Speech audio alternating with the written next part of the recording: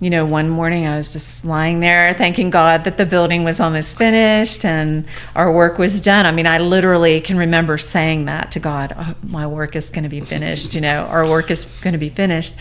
And I just received the message. God said, nope.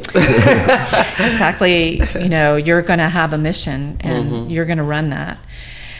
And I woke up the next day and I told Mark, I said, well, I think, I got a message that we're going to run the building and have a mission. So we applied for charity status, and 6 months later we were approved. And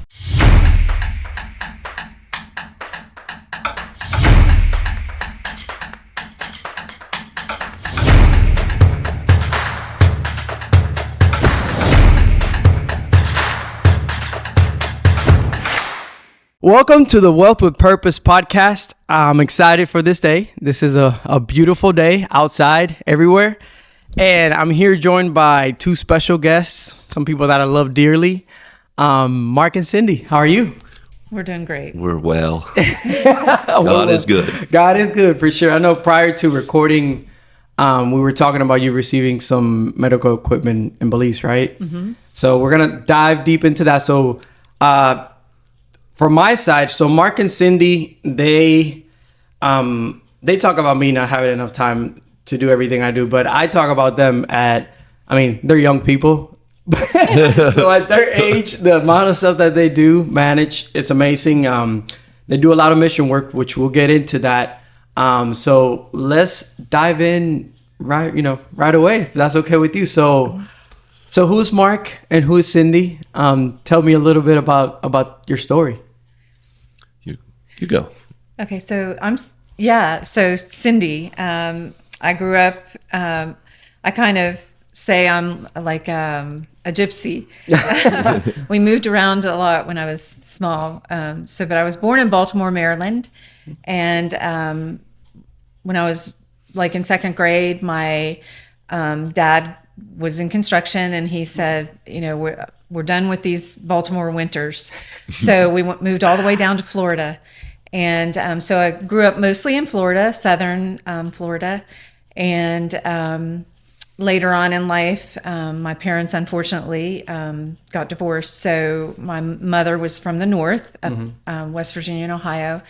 And so that's how I ended up back in Ohio once they got divorced. And so then I went to college there. And I think after college, then I started my career in accounting. And that's how I met Mark. So I'll let Mark introduce himself. Okay, so I was born and raised in a little town called Aberdeen, Ohio, which is right across from the Kentucky border. If you notice, I have an accent. I've been told I have one. I've never noticed it. But anyway, I lived all my childhood I was born and raised in the same community until I went to college. And then my first job after graduating college and in accounting was to be an auditor. And that's how I met Cindy, is through auditing her books. So you were the auditor, she was the accountant being audited with the company. True. Yeah. That's correct. And then you shot your shot. It was we joke about it being the longest audit in the state of Ohio history. Yeah. He was there a long time. But he was he had a reason, right? He had a reason. Yeah. He was very professional though. And what year was this when you guys met? 1991. Yeah. And we were friends for 4 years before we got married. But it was a quick engagement and marriage. So we were close to, next year we'll be married 30 years. Oh, yeah. That's awesome. Yeah. Now, excuse me. So were you guys always religious since your childhood? Yeah, so I grew up Catholic. I guess I'm cradle Catholic is what they call it. But I think when my parents got divorced, I can remember when I was a kid, my mom, she always took us to confession every week, and we always went to church. But after my parents got divorced, there was a break, obviously in our life. And so when we moved to West Virginia, my mom just made the decision to leave the Catholic faith. And so therefore I was young and went with her. But thank God she, came back to the church, and therefore I came back to the church. And, I think when I was in college and probably after college, I too left the church for a while.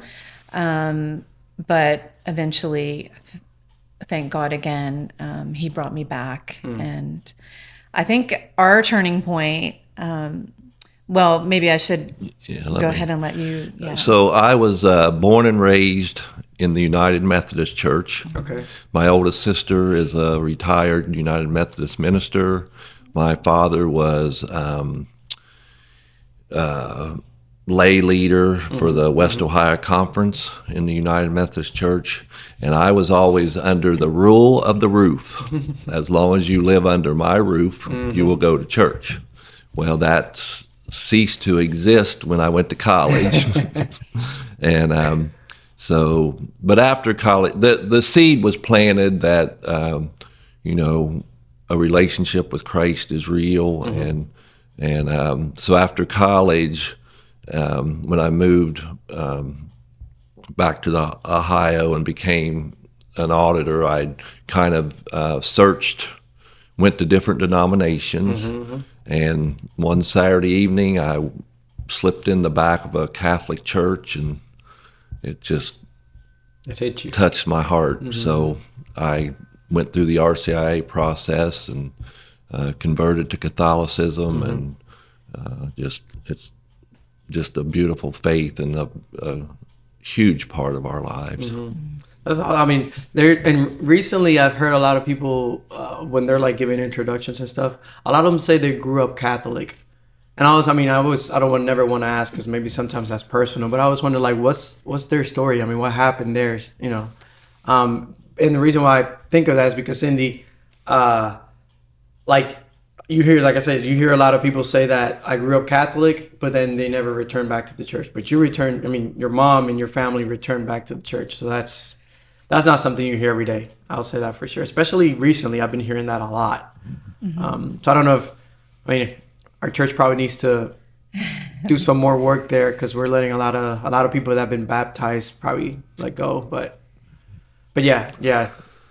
You see, I don't know if you were going to say something. Sorry. Well, I'm just kind of trying to ponder what you're saying, and I feel so really blessed to be back, because when I think about the years, that I spent away from the church, and how somewhat lost, I felt. I didn't know it at the time, but I'm going to get emotional thinking about it, because it's like you're sort of wandering, and you think back about that and you think how scary that situation was, but it does happen. And I'm not, we can get into a lot of stuff, but, for sure, the breakdown of families causes a lot of issues, and we know where that comes from, it's a scatterer. Yeah. So I'm just so thankful that God brought me back. And again, Mark and I think a turning point for us in the church, because he came back to the church after we were married, or he came into the church after we were married, and I had a beautiful sponsor. Your own wife. But I remember, the evening that he came in at the Easter Vigil, and his mom and dad came, being devout Methodists, and we were a little bit worried. But after he went up for communion and came back to the pew, his mom leaned over and said, "Welcome to the family of God." So that was just a beautiful statement, and it's so true. But so I think a turning point for us. We were. I was pregnant at the time, and so we got more involved. We did lose a child, and we got more involved after that. And I think it just changed our life for the better. No one wants to go through that, but it was a blessing for us because it made us more strong in our faith, and we became just more active in the church, and just I guess things that we thought were important before, they became less important, and our relationship with Jesus and how we were going to live the rest of our lives was the most important thing. Whereas before, a lot of it was our career, and we had a lot of stuff and material things. So it's really changed our lives. And unfortunately, sometimes you have to go through suffering and tragedy to wake up. Yeah. But God uses all things for good Yeah. if you're open to that. Yeah. So I know I hear a lot of those stories where like couples, married couples or non-married couples losing a child. That's, like you mentioned, it's something difficult. I couldn't imagine myself now being a father. I'm curious. A lot of people sometimes end up in divorce, ends up breaking the marriage or the relationship. How did you guys, like you were saying, become stronger? Like, how did that look? Well, we always say that, when something like that happens, one of two things happens. Your relationship grows stronger or you drift apart. And but thanks be to God. And I think the reason we grew stronger is we saw Christ through the people that came to comfort us, and it made Christ's love for us tangible through people, which that's the way God works now. So it's so, like I said, thanks be to God. That drew us closer.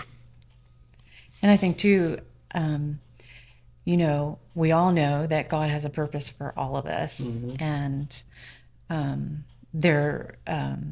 he had a plan, and part of that plan was losing our child. But so I think out of that, we found that when he had his days of weakness, I was the strong one, and vice versa. And so we just kind of helped each other through it, because you do go through a lot of different emotions, anger and sadness, but you question a lot, but for sure, as we look back, I see God working in our lives, then I didn't know it. But even then, he was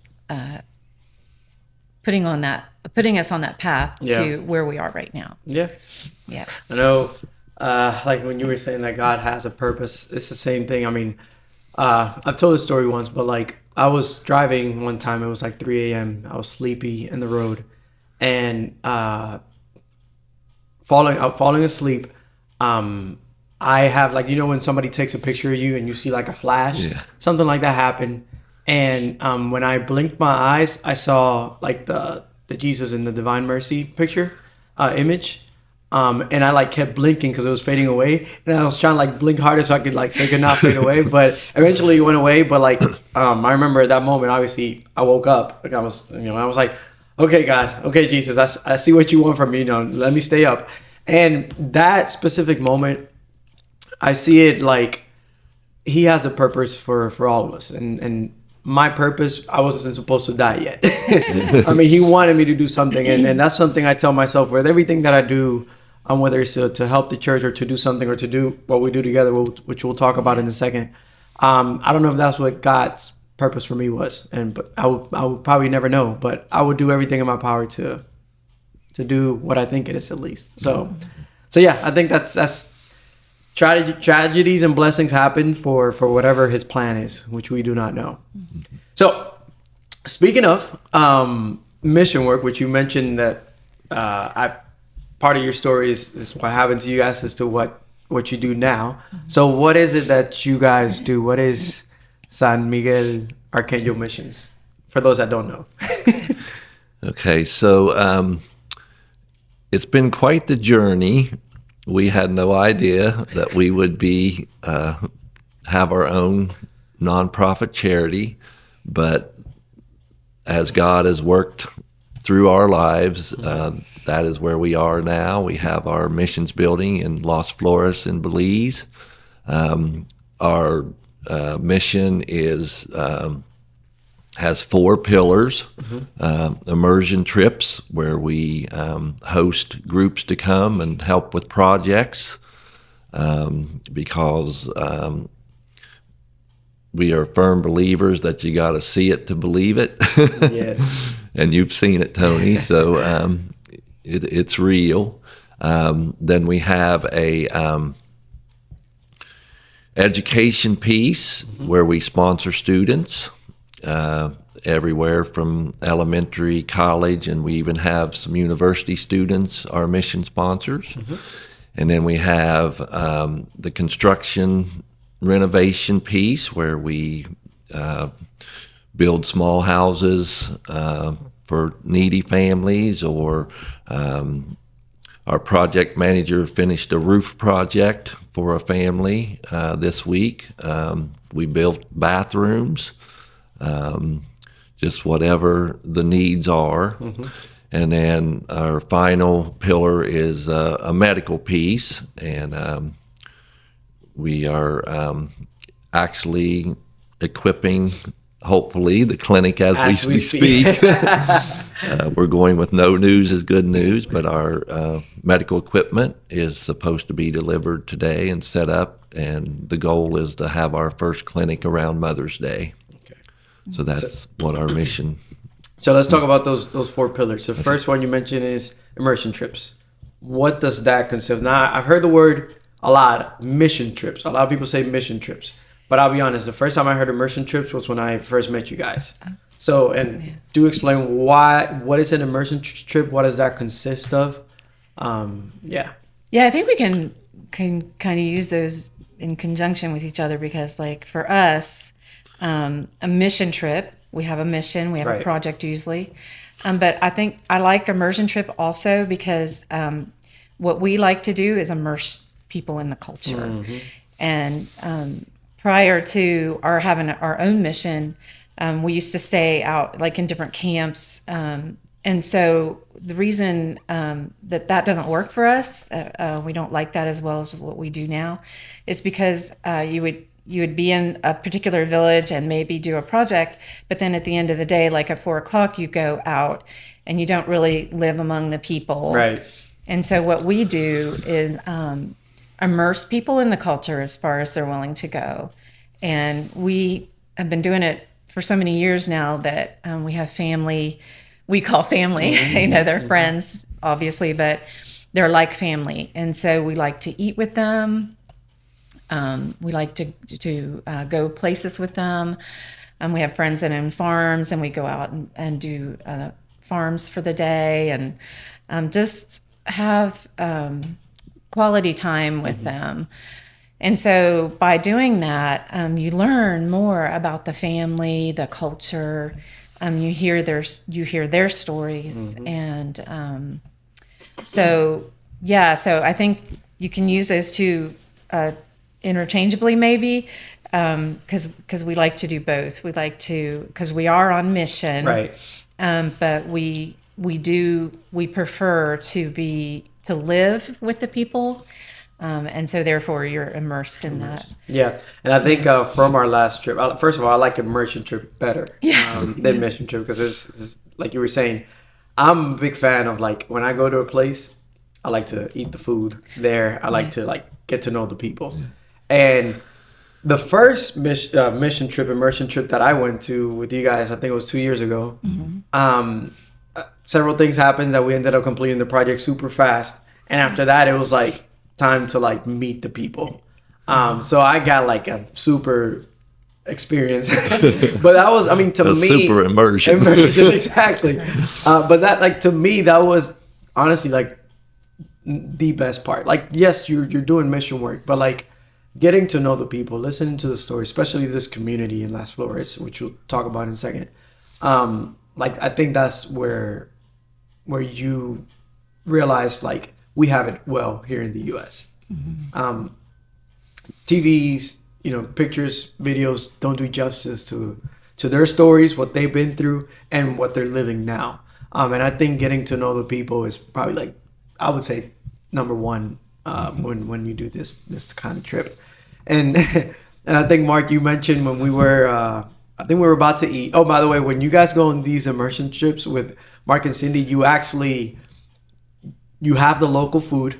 Everything's safe. Everything's like, I think, Cindy, you probably speak more better than I can on this, but like you guys use processed water. Everything is U.S. stomach friendly. Let's just say that. Yeah. But like Mark, I think you said, we immerse you as much as you can, something along those lines. We always say we will immerse you as far as you're willing to go. Exactly.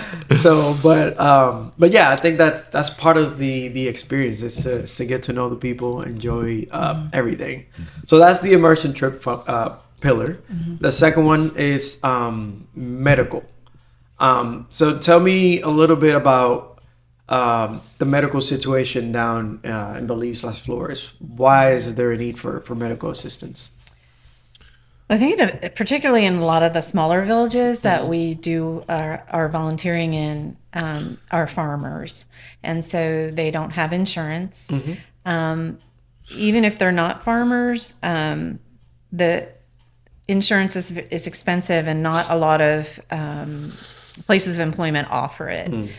So part of the problem we noticed when we started going into the villages is that when we were doing construction, is we were always had people coming to ask to help with medical issues. A lot of times the people are sick, but they don't know why. And a lot of times because of the poverty, they wait a very long time before they seek medical attention. And so often the medical condition that they have is gone. It gets worse. It's just gone very far in advanced. And the unfortunate thing in Belize is that the two top things that people die from is diabetes and high blood pressure, which have gotten out of control. So if they would receive the medical care early on in the stages, then we're hoping that just through what we can do, you won't have people dying from that, because both of those are very controllable. And the other piece to that is that even if they know what they have, they can't afford the medication. Yeah. So I'll let or the treatment. Yeah. So. And I know in some cases, some people have been going to like El Salvador or other countries to try to get the treatment that they can't get that in Belize. Is that what it is? Well, they either can't get it or they can't afford it. Plus, there's a culture thing that a lot of the residents of especially Las Flores are refugees from El Salvador. So there's a comfort level that we can only get care from in our country, or a lot of them go across the border to Guatemala.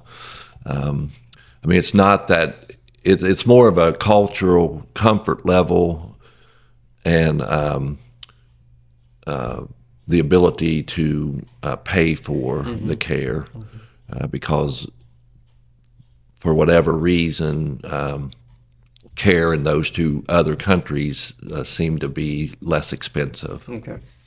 So go ahead. Sorry. Well, and two, they don't have a lot of the specialized doctors that, believe it or not, Guatemala and El Salvador have.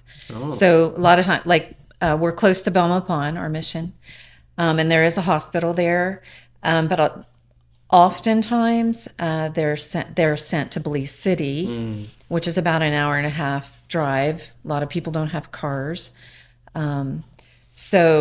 and then oftentimes in Belize City, they don't have the specialized doctors. So they are sent to other countries. Gotcha. So, yeah. Okay, that was pillar number 2. Number 3, it was student sponsorship, I believe. So what's different? Because, in the U.S., the education system for at least up to high school, it could be free. So what's different over there in Belize?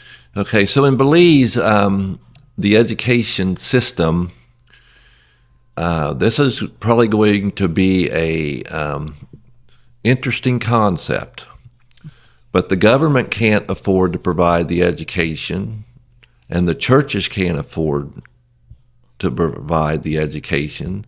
So thanks be to God, they work together. There's no separation of church and state. So all schools have a tuition aspect that the family has to pay.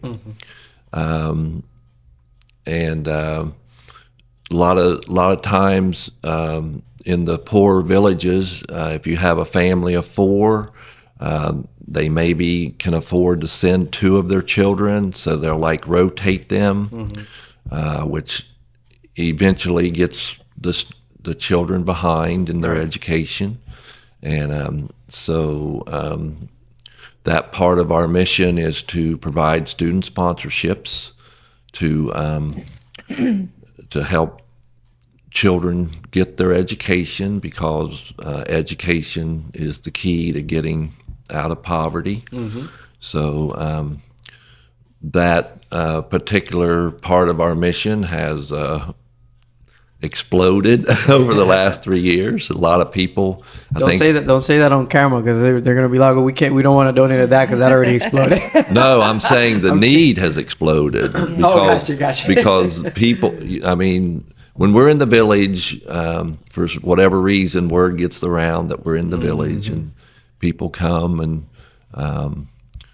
so our first year, I think we sponsored 38 children, and we're up to over 60 just in the elementary level. And what's that cost for education for one of the kids? It's $162.50. Look at that. Yeah. And that pays for their tuition.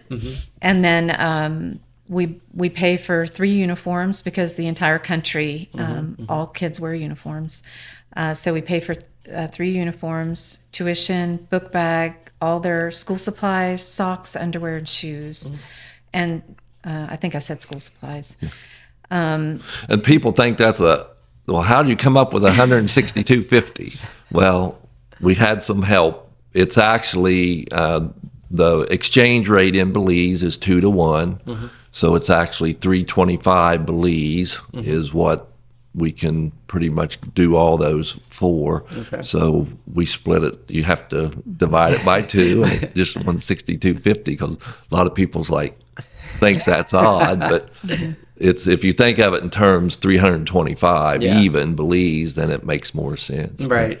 And that includes tuition, uniform, 3 uniforms, a book bag, school supplies, a pair of shoes, and we like to get them 3 pairs of socks and underwear to get them started for the year. And put it in perspective, that's, what's that, $14 a month, maybe, if that? 13, I don't know. Yeah. I'm an engineer, but I'm not good at math. I know, we were accountants, but we used a calculator. Exactly. But we should probably know that answer to that question. No, but think about it. For us, again, in the U.S., we're privileged enough that we could go to school for free, so sponsored by our government, But over there, obviously, people don't get the chance. And if you can get the chance to spare a Netflix subscription a month, for a kid to make a change, I think that's awesome. That's what I always like to compare it. That's 2 Starbucks drinks. It's really good. Because it's something that we spend almost on a daily basis. For anybody listening, that's how much it would take 2 Starbucks drinks a month or something like that. And the thing about education, for kids is that it's proven that proper education for a child breaks the cycle of poverty, especially when we can provide. So school in Belize is mandatory from kindergarten through 8th grade.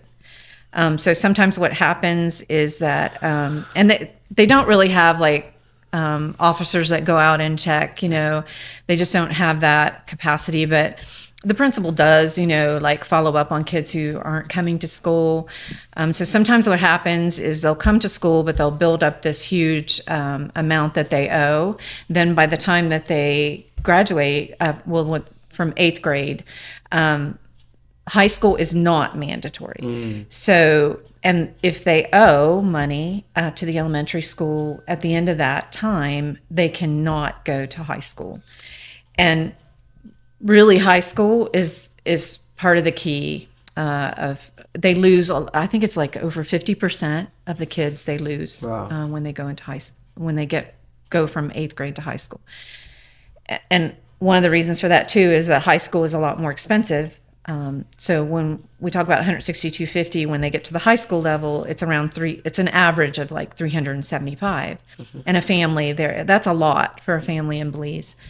And so we do $375 US, which is $750. Wow. $750 for a Belizean is a lot of money when you have multiple children. Right.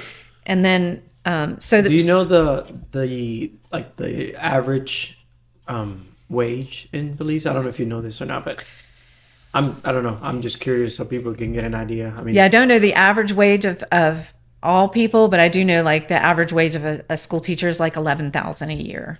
Belize. So that's $5,500 US a year. A year. Wow. Yeah. So we can't even live a month here with that. And then so the high school years are really important because if you don't go to high school, then you can't go to college. They call it university there. And so we sponsor 4 university students, which is life-changing for them. It just makes such a difference in, what they'll be able to do in their whole life. And if you want to compare cost, this is the most shocking one. They can get an associate degree for $2,500 US. For a 2-year degree. For a 2-year degree. The whole thing. The whole thing. Wow. That's not a quarter hour. Or I mean, when you put that in perspective as to what college costs in the United States, we were just amazed that they can get a 2-year degree for $2,500 US. That was the cost of one class graduate school for me. Yeah. And to get an associate degree is huge. It makes a huge difference in the lives of these people. Yeah. Yeah. Wow. It's big. The 4th pillar. That's how I lost where we were at. So we covered immersion trips. We covered medical. We covered student sponsorship, and construction is the last one. Yeah, so construction renovation. Yeah. So what's the story there? What's that? Okay, for construction renovation, the organization we worked with before we started San Miguel Arcangel Missions, we went to Belize 3 years in a row and built small homes for families in Belize City. And so that's kind of where that pillar came from. But a lot of, because of the poverty, some of the living conditions are quite startling. The first time we visited Los Flores, we saw some homes with walls made of sticks with linoleum wrapped around them as walls and coarse dirt floors. And so just that part is, especially for children, it's just, we needed to improve those situations. So we build small homes. People come and we have an application for assistance. People fill out, and we have a committee, a screening committee made up of church leaders and village leaders, that because they know their situations. Right. And then at first we were going by first come, first serve, but then we've kind of changed our strategy a little bit with the needs where children are involved. We sometimes push them forward. Why is that? Just curious. Just because when you go into the homes where they currently live and you see situations where there's holes in the wall, no bathrooms, mud floors, and you see children who sleep on mattresses on the floor, it's just heartbreaking. And so the committee decided that if there are applicants who have children, and that's a sort of a dire situation like that, we move them forward. Right. Sometimes we get applications where it might just be one or two people in the home, maybe not younger children, maybe a little bit older children, and it's maybe not quite as bad.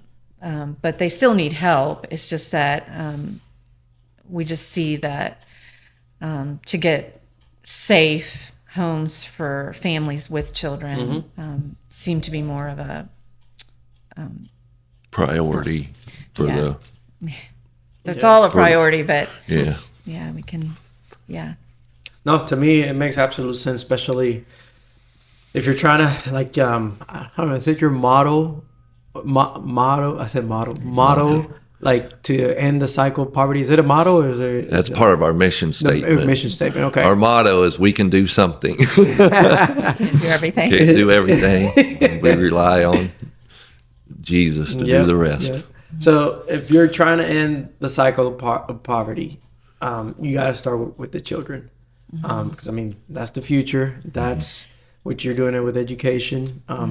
You're helping them live a better life, which can translate hopefully into them building a better life for themselves.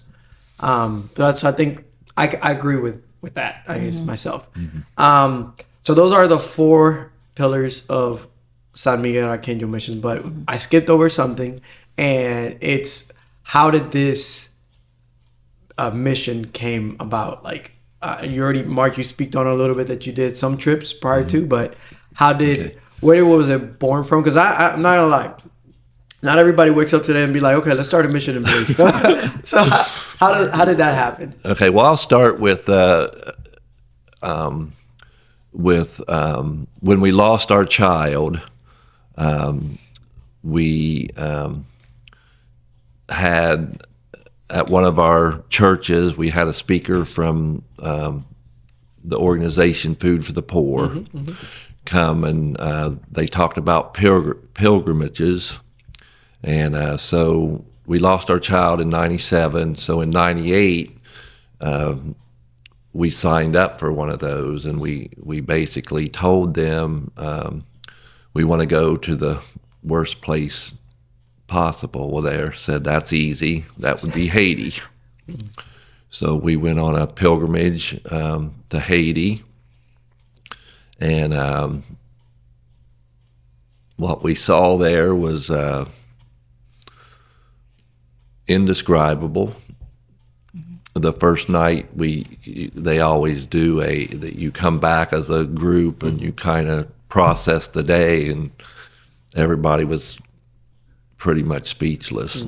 How do you describe what we were seeing? So so it just hit us that that's what we wanted to do when we grew up. if we always joke about, we still ask what we want to do when we grow up. But that experience touched our hearts to the point of we knew that we wanted to be involved in mission when way. when we retired, and we continued to support that organization financially after that. But then when we retired, December 31st of 14, we retired together. At the same time? At the exact same time. We do a lot of stuff together. Actually, we do everything together, that's another sweet story. But we went on a bus tour with our local Catholic church to Bardstown, Kentucky, and our priest at the time, he was the 8th grade math teacher of Sister Luke from Sisters of Charity in Nazareth, Kentucky. So he took us, and she is the in charge of the lay mission program for the Sisters of Charity. So we listened to her talk, and so that was before we retired. But so when we retired, the first trip we went to was a disaster relief in New Orleans. Hurricane Katrina, 10 years later, they were still rebuilding. And wow. And while we were there, Sister Luke got a call that 2 people had canceled from a mission trip to Belize the following January. And we'll take those slots. So we went on our first trip to Belize City, January of 16. And we did 16, 17, and 18. We did 3 houses with that organization. And then at the end of at 18, Sister Luke said, we want to do a little side trip to this little village of Las Flores, where there used to be Sisters of Charity stationed, but they had since been pulled back to the States because they were aging and the ability to serve the needs of the people. And so we met with them, the leaders, and fell in love with the people. And you want to take it from there, or? Well, one thing I'll digress just a little bit, because when you speak of the poor and what we saw in Haiti, because a lot of people say, well, it's a lot of poor, in the U.S., and there is, and we're not denying that. I was the chief fiscal officer for the poorest school district in the state of Ohio, and I advocated before the Senate and House of Representatives for children. But it's just different. It's a different level of poverty, and it's much more concentrated. And then developing countries and third world countries like Haiti, they don't have the social programs that we have here in the U.S. So it's just that kind of poverty. It's just striking, and it's hard to believe that there still is that kind of poverty with so much wealth in the entire world. So that's kind of a digress. But after that, so we had this idea with the Sisters of Charity that we would, we would stay out in camps and we weren't immersed in the culture. So you would do work, and then I don't know what's the condition, but you would go to a hotel or something where you have, you're back in the U.S. Yeah. And so, and you really didn't get to know the families, because you weren't there all the time. So we had this idea that we would build a building right in the village of Las Flores, and volunteers would be able to come and stay. And we would be right there in the village and have a presence there. And so at that time, Sister Luke said, we were all in, this is a great idea. So she asked us if what did we think? And so we said, well, let us send out some letters, So we sent out about 70 letters to friends and family and colleagues that we used to work with. And we got about a 25% return rate. But that's, the nature of it sometimes with charities. That's the hardest part, fundraising. But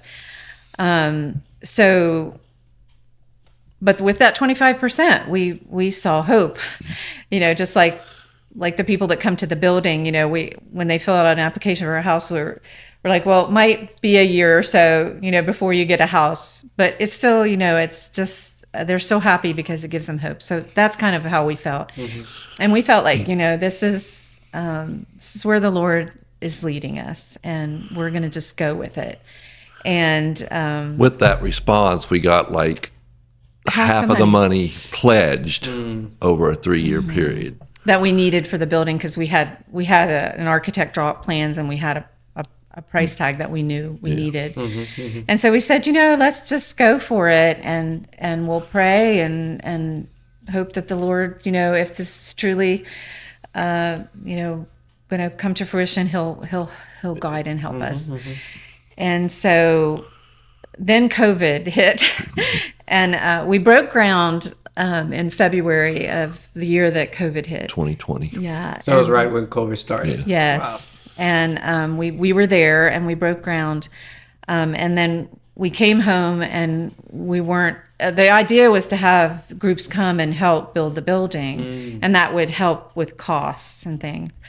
But COVID happened, and but we said, let's just forge on, and so we hired people in the village, which was we still think is God's plan, because we were able to provide jobs for people in the village, especially during such a hard time, terrible time, because a lot of people weren't working because of COVID, and so we just said, as long as we can keep going, we'll keep going, and we continue to write letters and fundraise, and we said, as long as the money is flowing, we can still build this building. Mm-hmm, mm-hmm. And so the projection was a 3-year period to build, but we got it done in 2 years, believe it or not, based on just the people in the village. We collaborated with them. We had job meetings, and then with generous people who provided the funds, to do it, who believed in what we were doing. And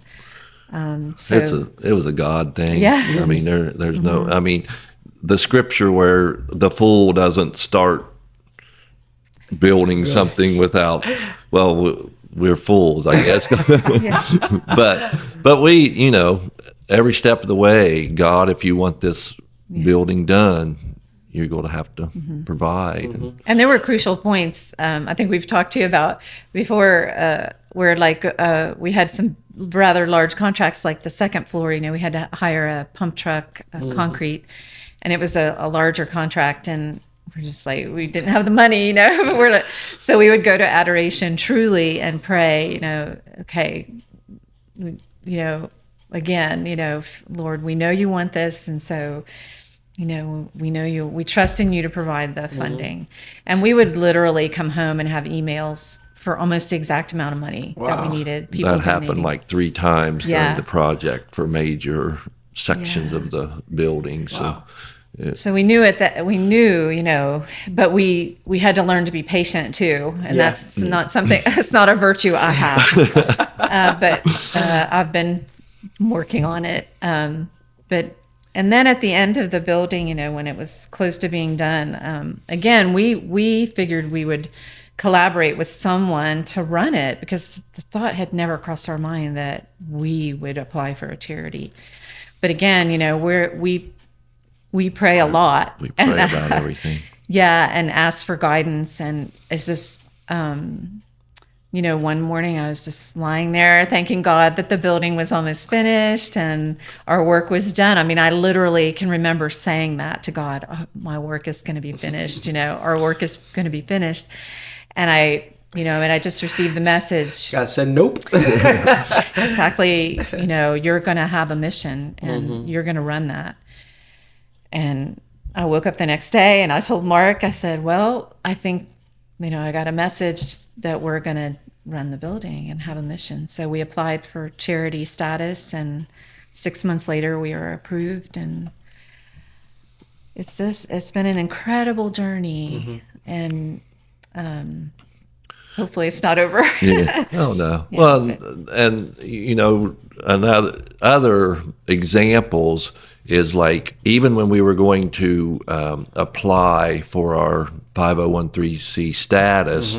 When you talk to people, well, you got to get an attorney, you got to get a CPA, you got to this, and every time we would like try to get an appointment or somebody would cancel, and we just basically said, in our professional lives, we've applied for federal grants and things, and it's like, it's a daunting, it's a 40-page application, but it's like, we'll just do this, and if God wants it done, and everybody said, well, expect the Internal Revenue Service to come back and ask you for more clarification, more detail. As submitted, was approved. Really? Wow. So there's no mistake that God wanted. And we call it his mission because a lot of times we catch ourselves and we'll say our mission or the mission, but it's his mission because, and there again, we pray every day that the mission building is a beacon of Christ's light to in the village. Anybody who comes. And another example of that is, we ask for guidance every day, even to like for having the funds to do a given project. We're thankful for you, Tony, doing our newsletter and things. And but if someone donates for a specific project, then we can do it, and we do it. I mean, we have probably applications for assistance for 15, 20 more houses. But as we work through the list, God guides us through, if this touches a certain person's heart for this particular house, then that kind of guides the mission. Now, you guys do something that I think is awesome, which is 100% of the donated amount to a specific cause. You guys put that 100% towards. I don't know if I said that right. I completely messed up my words, but let me see. 100% of the money donated to a certain cause will go towards that. Correct. Not to like a lot of nonprofit organizations have overhead, which is needed for some of them. But in your case, your overhead is paid by you or volunteers. So if somebody was to donate, I'll let you speak on it a little bit. If somebody was to donate, that entire amount of money goes towards that person, construction, whatever that may be. Is that right? Yeah, that's one of our, we've had situations where, people have commented about certain organizations, their administration is, 60 cents on the dollar for some. If people, that's insane. but so our goal, as long as we can do it, is to pay the administration charges that it takes to run the mission. We don't take salaries, so. Wait, you're telling me I'm not gonna get paid for making the? We were thinking about giving you a raise. We're actually we're going to give you a raise, a percentage raise on your current salary. No. Well, and it's a little bit, of course we'd love to be as a big organization, as big as some of the other charitable organizations, but there's something to say about keeping it small. It's just Mark and I and you, and praise God, we met you, and all the people that help us, along the way. And Lizzie, our vice president. Yes. and there's many more probably. Oh, yeah. But none of us get a salary, and we do have administrative fees and things like PayPal fees, but Mark and I cover it, and we're able to do that. Which I think that's where some of the things that we're looking at today is to see how we can minimize those administrative costs without affecting anything. Because I mean, they do add up. I mean, and especially when you guys are the one covering it for the most part. I mean, it's but anyways, that's. And God has placed people in our lives like you who have, and it's I don't think it's a mistake, I mean, it just happens. And I think he plans it that way, who are willing to give of their time to help us. Right. And the reason why, I'm sorry to interrupt. No. The reason why I bring that up is because a lot of people don't see behind the curtain of everything that's going on. So I think it's good to bring it to light, at least for people to know. I mean, especially again, since 100% of the donations are going towards that. Yeah. And I will say, from my standpoint, my point of view, I mean, it was in this exact living room where the story of how we met, which was through. So again, I have my W-2. But I always say that's like my side hustle. Real estate investing, that's like my main hustle. And obviously I've been blessed with that. But one thing that I always told myself is like, I can't just, get money. It's never been in my head about that. And I went through a whole bunch of iterations of what I wanted to do. And I wanted to help building houses. And I remember I spoke to my good friend and spiritual guide, Father Jonathan. And he, I ran it by him to see what his thoughts were about that. And he said, I actually know some people that that do that. And I'm like, okay, cool. I can pick their brain so I can, start my own, right? That was my idea. So he put me in touch with Mark and Cindy, and we coordinated to meet here, along with two friends of mine. And I remember, again, sitting in that, I think I was sitting in this corner right here, while you guys were telling me everything you did and your story. God spoke to me through you guys. And I can't remember exactly how it happened. We were probably like maybe 3 beers down. I probably forgot everything. I'm kidding. But I can't remember exactly how it happened. But it was something along the lines like, I don't need you to start a new one. I need you to help here. And that's exactly, I think I told you that day, like, I'm going to help you in whichever way I can. And that's how it's been 2 years, and this is how we're here today. Thanks be to God. Thanks be to God. And there again, it's all along the way, God has placed people in our lives for specific needs for His mission. Even with the medical clinic, that hopefully it's going well. We have two people, the daughter of one of the village leaders who works in the medical field. Mm-hmm. Her and one of her doctors is helping to set up the clinic. God placed those people in our lives, so we're just His servants. Guide us and continue to let us know what we need to do next, and we're all in. Yeah.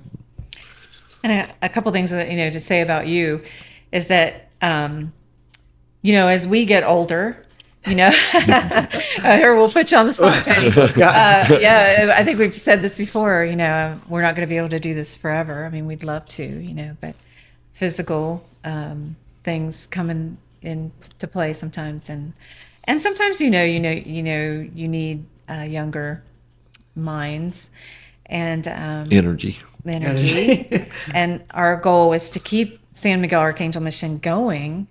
And the only way we have a board, and the only way you can do that is just to eventually turn the whole charity over to someone, and have a new board, and of course we would love to have after we've gotten to know and love you, it would be just the perfect scenario, for you to take over San Miguel Arcangel Missions. And people know you. Well, pray for me. Pray for me. Okay, we do pray for you every day. Yeah. No pressure here. No pressure. No. Well, the other thing that I kind of want to interject in there is when you talked about the first mission trip that you went on, it was like the perfect storm, And literally, we did have a storm. We literally had a storm. The Hurricane Lisa. Yep. But the group that, including you, that was there, you were so willing to be immersed in the culture. And that's what makes it good, because the people now know and love you and the other people that were there. And they ask about you all the time, and they look forward to you always coming back. And I think that's the difference between a mission and an immersion is the people. You really get to know the people and love the people, and then they love you back. And that's where the joy and we always say, the people say how blessed they are that we're there, but we feel the same way. We're blessed by them, and I know you can speak to that.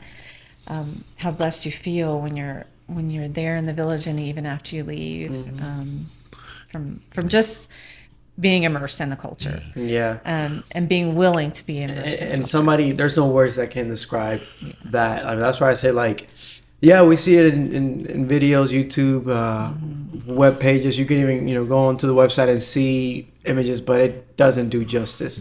You have to live the experience. You have to be there to know exactly how it is. And I think I told you guys one time, the second time that I went by myself. I left my wife and baby at home, and it felt different. I'll say that, but I don't regret it, and I think my wife supports it 100% as well.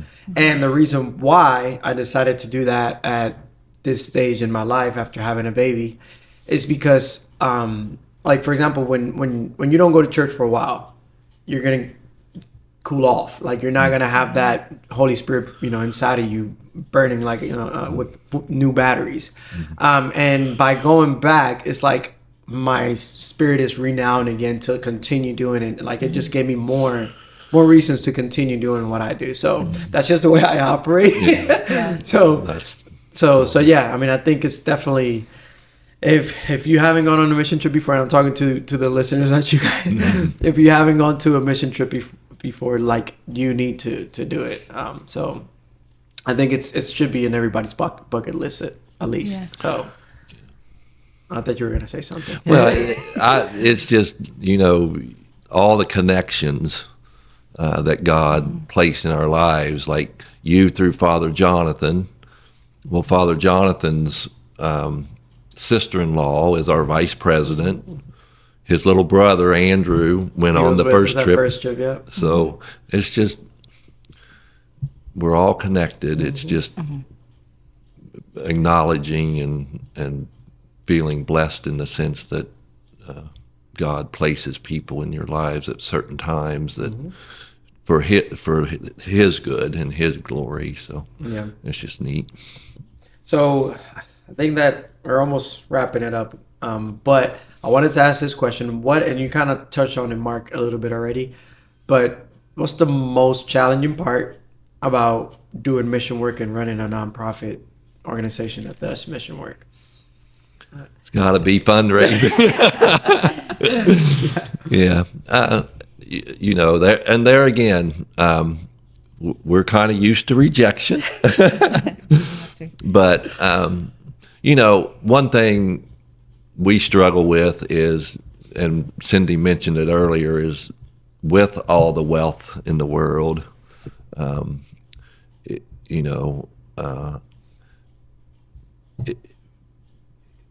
it's just, I don't know, sometimes we get frustrated and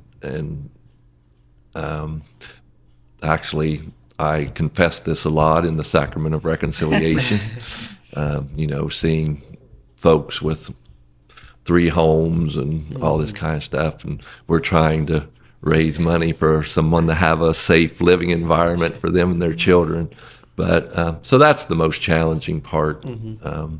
We do, like I said, we do like to promote that, like you mentioned earlier, that 100% of your donation goes to the cause, which there again, God has blessed us to be able to cover that at this stage in the mission. I mean, if we get, God will grow this mission in accordance with His will and plan. And we had a really good friend. Well, I think she's like a distant cousin when we first started, and you're a little bit fearful of asking for money, but it's the only way you can do it. And she just said, "You have to be bold," and that really struck me, And I'm like, okay, and then we read too, and I can't get this verbatim. I wish I could, but Saint Francis, when he first started, and he went around and his followers did the same, and they were embarrassed and they didn't want to do it. And St. Francis said, well, we should never be afraid to beg or to ask, because what we're doing in asking that person is allowing grace for them to have the opportunity of grace to enter in and help someone. And that made me feel a lot better too. But we're called to, throughout the Bible, we're called to help the poor. Yeah. I mean, it's throughout it, and what we do isn't for everyone, but certainly we can all help in some way. Yeah, we can do something. We can do something. So, yeah. I just got done reading a book about a novel about St. Francis. It's called The Joyful Beggar. Yeah. And that's exactly yeah. And we always tell people, in Belize in particular, because a lot of times they think it's us, we're like supplying the money, and we're like, no, we're just good beggars. But and we always, tell them to thank God, because truly in the end, that's where all our gifts come from.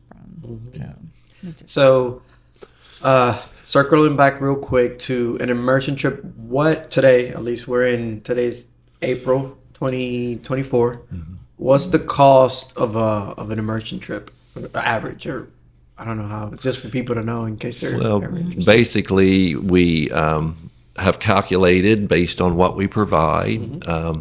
It's $75 a day for the ground transportation, food.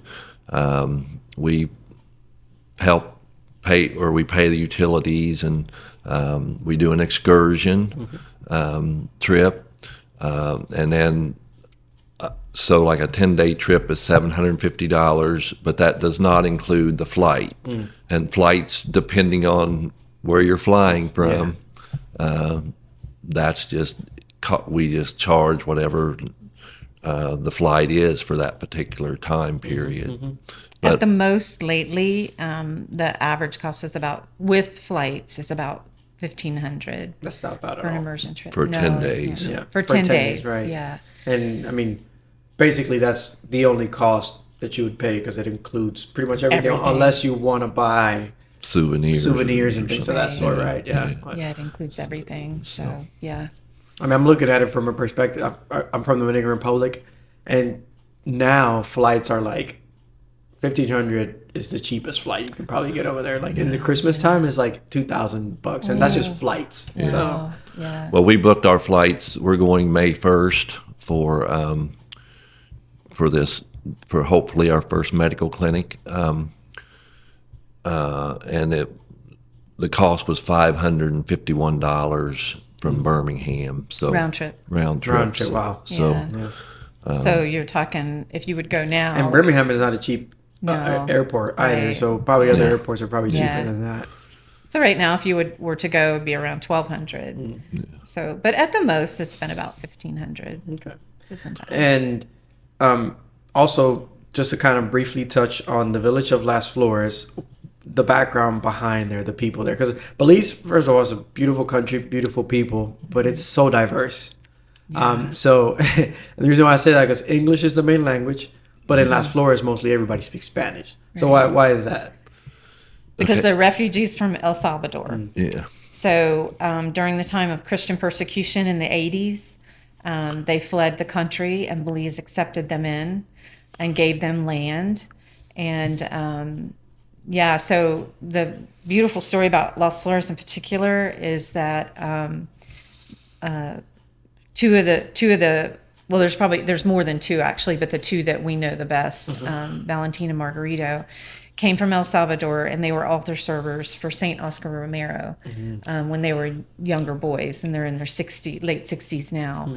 But they served with him at Mass, and as you know, if maybe you don't know about Saint Oscar Romero, he was the one that was gunned down at the altar saying Mass, and a lot of the families fled the country because there was actual war going on, and they fled the country, lived in the mountains in different places for a long time, and then they ended up in Belize. And at that time, it was the British Honduras. But they called the little village Las Flores because there's a lot of beautiful flowers. But the two of the village leaders are still there, and just beautiful, spiritual, holy men. So, they're great men. Great men. Yeah. Well, so the podcast is called Wealth with Purpose, and the reason why is because wealth, people always think it's like money, but not necessarily. I think if time was valued, it would probably be the most expensive thing. I mean, I always think like there's a fictional movie, I don't know if you guys seen it, I think it's called like In Time, with like, anyways, it's like with Justin Timberlake, and like time is the currency. So like when they pay with it deducts like hours of your, anyways, Oh my goodness. sidetrack. But anyways, time, you guys, when you retired, like this is something that I love about your story and everything, that the craziness that you guys, like I think in your story online, you say like, they tell you not to do crazy things when you're retired. The first year you're to do nothing radical. We sold our home, moved 700 miles away to Alabama. And you decided to do mission work, which is also, I mean, I don't think everybody when they retire they think of doing that. So well, I think the story uses the term radical. And well, Jesus was radical. Yeah, Jesus. So we're trying to imitate him and get each other to heaven, of course. But but I do have to say I falter sometimes, because I think, oh my gosh, I could be on the beach or on the golf course or whatever, and nothing wrong with that. But yeah, it's where God chooses for us to be. And I think it was St. Augustine, right, who said our hearts are restless until we rest in you, Lord. Right. And I think, we seek happiness in different ways. And this mission work is the way that it just brings us happiness that lasts, joy. Because I think sometimes, we seek and seek and seek and we think, well, this will make me happy, or this thing will make me happy. And for us, it's this. I tell a lot of people, I've said this a lot recently, is it's freedom, or it's freeing to know what God's will is for your life. And there's no doubt in our minds that this is what we're supposed to be doing to serve God and give him praise, honor, glory, and worship. I mean, it's freeing to know what you're supposed to be doing. Well, thank you guys for inviting me in your home. This has been, I mean, I knew a lot of the story already, but of course I learned more things. I will put, for anybody listening, I will put links of the organization, and if you want to donate, please feel welcome to. Any last words you guys want to share with the people listening? Go ahead. I just thank you, Tony, for all you do for us, and for glory to God. The opportunities that God has given us to serve, and we just thank God. Amen. Well, thank you guys for listening, and I think that can close us out. We will see you guys in the next episode. Thank you, Mark and Cindy. Thank you. Thank you, Tony.